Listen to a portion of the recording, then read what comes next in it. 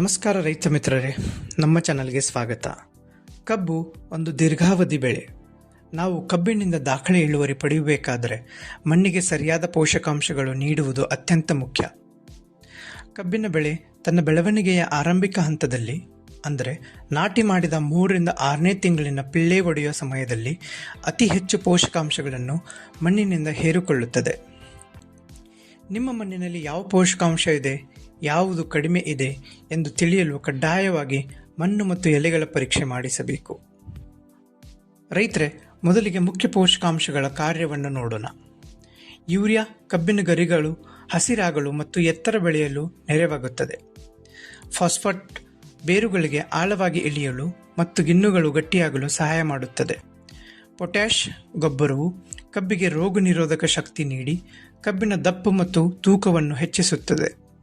ಇವುಗಳ ಜೊತೆಗೆ ಸಲ್ಫರ್ ಸಕ್ಕರೆ ಇಳುವರಿಯನ್ನು ಹೆಚ್ಚಿಸಿದರೆ ಮ್ಯಾಗ್ನೀಷಿಯಂ ಗರಿಗಳ ಹಸಿರು ಬಣ್ಣವನ್ನು ಕಾಪಾಡುತ್ತದೆ ಮತ್ತು ಜಿಂಕ್ ಕಬ್ಬಿನ ಸುಳಿಯ ಆರೋಗ್ಯಕರ ಬೆಳವಣಿಗೆಗೆ ನೆರವಾಗುತ್ತದೆ. ಗೊಬ್ಬರವನ್ನು ಕೊಡುವ ಸರಿಯಾದ ವಿಧಾನವನ್ನು ನೆನಪಿಟ್ಟುಕೊಳ್ಳಿ.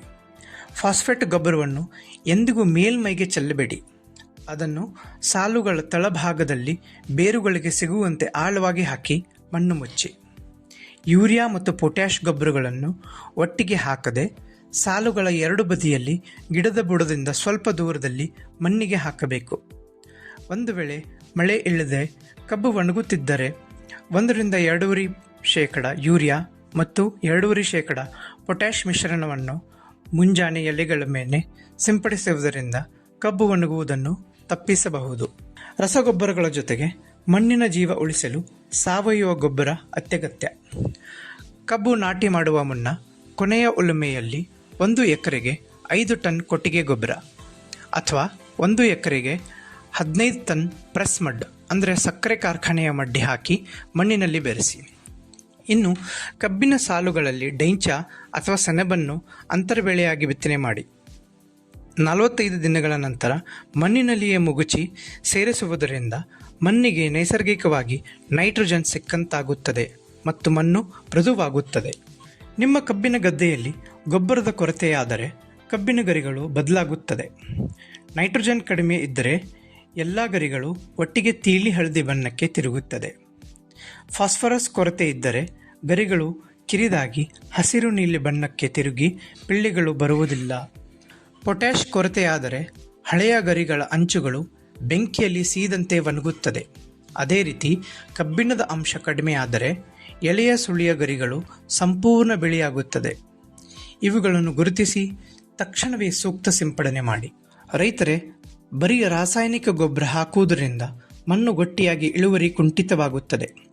ಅದಕ್ಕೆ ಮಣ್ಣಿನ ಫಲವತ್ತತೆ ಹೆಚ್ಚಿಸಲು ಜೈವಿಕ ಗೊಬ್ಬರಗಳನ್ನು ಬಳಸಿ.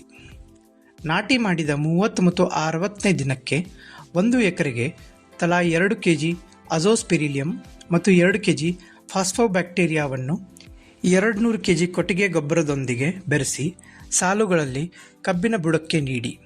ನೆನಪಿಡಿ, ಜೈವಿಕ ಗೊಬ್ಬರಗಳನ್ನು ನೇರವಾಗಿ ರಾಸಾಯನಿಕ ಗೊಬ್ಬರಗಳೊಂದಿಗೆ ಬೆರೆಸಬೇಡಿ. ಕನಿಷ್ಠ 10ರಿಂದ 15 ದಿನ ಅಂತರವಿರಲಿ. ಇನ್ನು ಕೃಷಿ ವಿದ್ಯಾಲಯದ ಶಿಫಾರಸಿನ ಸುಲಭ ವೇಳಾಪಟ್ಟಿಯನ್ನು ತಿಳಿಯೋಣ. ಇದರ ಪ್ರಕಾರ 1 ಎಕರೆಗೆ ಒಟ್ಟು 100 kg ನೈಟ್ರೋಜನ್, 30 kg ಫಾಸ್ಫರಸ್ ಮತ್ತು 30 kg ಪೊಟ್ಯಾಷಿಯಂ ತತ್ವದ ಅಗತ್ಯವಿದೆ. ಮೊದಲಿಗೆ ಕಬ್ಬು ನಾಟಿ ಮಾಡುವಾಗ ಅಡಿಗೊಬ್ಬರವಾಗಿ ಸಾಲುಗಳಲ್ಲಿ 100 kg 10-26-26 ಕಾಂಪ್ಲೆಕ್ಸ್ ಗೊಬ್ಬರಗಳನ್ನು ಹಾಕಿ ಮಣ್ಣು ಮುಚ್ಚಿ.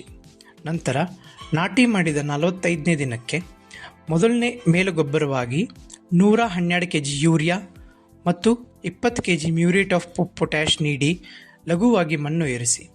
ಕೊನೆಯದಾಗಿ 90ನೇ ದಿನಕ್ಕೆ 2ನೇ ಮೇಲುಗೊಬ್ಬರವಾಗಿ ಉಳಿದ 112 kg ಯೂರಿಯಾ ಮತ್ತು 20 kg ಪೊಟ್ಯಾಷ್ ಕೊಟ್ಟು ತಕ್ಷಣವೇ ಪೂರ್ಣ ಪ್ರಮಾಣದಲ್ಲಿ ದೊಡ್ಡ ಮಣ್ಣು ಏರಿಸುವ ಕೆಲಸ ಮುಗಿಸಿ. ಈ ವೇಳಾಪಟ್ಟಿ ಪಾಲಿಸಿದರೆ ಕಬ್ಬಿನ ತೂಕ ಗ್ಯಾರಂಟಿ ಹೆಚ್ಚುತ್ತದೆ. ನೋಡಿದ್ರಲ್ಲ ರೈತರೇ, ಈ ರೀತಿ ವೈಜ್ಞಾನಿಕವಾಗಿ ಹಂತ ಹಂತವಾಗಿ ಪೋಷಕಾಂಶಗಳ ನಿರ್ವಹಣೆ ಮಾಡಿದರೆ ನಿಮ್ಮ ಕಬ್ಬಿನ ಇಳುವರಿ ಹಾಗೂ ಸಕ್ಕರೆ ಪ್ರಮಾಣ ಎರಡೂ ಹೆಚ್ಚಾಗಿ ಸಕ್ಕರೆ ಕಾರ್ಖಾನೆಯಿಂದ ನಿಮಗೆ ಗರಿಷ್ಠ ಲಾಭ ಸಿಗುತ್ತದೆ. ನಿಮ್ಮ ಮಣ್ಣು ಆರೋಗ್ಯವಾಗಿರುತ್ತದೆ, ನಿಮಗೂ ಉತ್ತಮ ಆದಾಯ ದೊರೆಯುತ್ತದೆ. ಈ ಮಾಹಿತಿ ನಿಮಗೆ ಉಪಯುಕ್ತ ಅನಿಸಿದರೆ ವಿಡಿಯೋವನ್ನು ಲೈಕ್ ಮಾಡಿ, ನಿಮ್ಮ ಭಾಗದ ಇತರ ರೈತ ಮಿತ್ರರೊಂದಿಗೆ ಶೇರ್ ಮಾಡಿ ಮತ್ತು ನಮ್ಮ ಕೃಷಿ ಚಾನಲ್ಗೆ ತಪ್ಪದೇ ಸಬ್ಸ್ಕ್ರೈಬ್ ಆಗಿ. ಧನ್ಯವಾದಗಳು. ಜೈ ಜವಾನ್ ಜೈ ಕಿಸಾನ್.